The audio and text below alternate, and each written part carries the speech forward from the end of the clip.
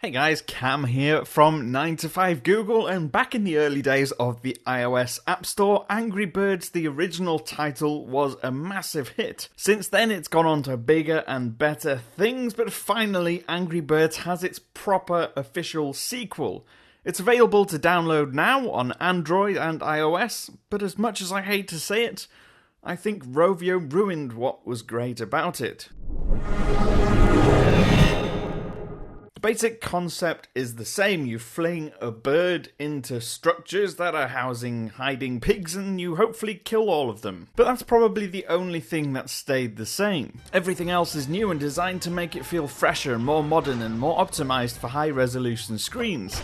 In that regard, Angry Birds 2 is beautiful. The level selection grids have been replaced by a new path-style progress interface, the same as the kind found in games like Plants vs. Zombies and Cut the Rope. What's more, the levels themselves are far more graphically rich than previous versions of the game.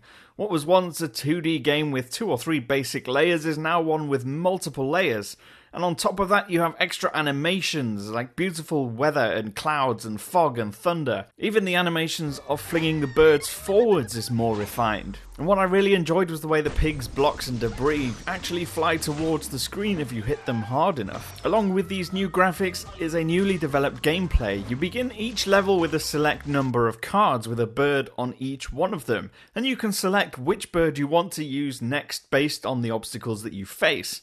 What's more, each level has multiple stages, and if you try that same level again, there's no guarantee it's going to be exactly the same the second time around. Now, if you get enough points by destroying loads of bricks and killing pigs, you can win extra cards and gain things like spells and extra birds to use in the level. Once you've progressed far enough, you can unlock spells, and these let you do things like shower an entire stage with golden ducks, set fire to pigs, or turn all the blocks to ice. Needless to say, they've all been designed to make completing levels and racking up huge scores a little easier. But you only have a finite number of them, but you can replenish those by spending some of your precious gems, which you gain through doing various things throughout the game. The game also has an added social element where you can connect with Facebook to compare level scores with your friends, or unlock the arena where you can compete in an endless levels game to win feathers and ranking points.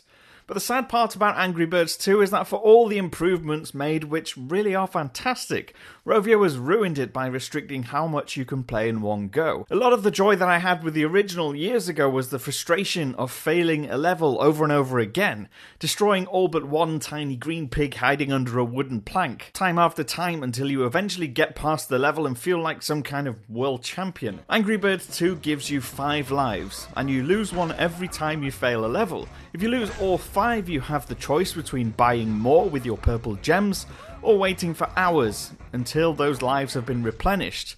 If you're out of gems, you can buy more, but with real money. Overall then, in almost every way, this game is better than any other Angry Birds game, but at the same time, it's also worse. What made the original Angry Birds addictive and fun to play was that you could sit for hours and hours and hours and play the game constantly for that time. You can't do that with Angry Birds 2, unless you want to spend lots of money on unlocking gems and buying more lives.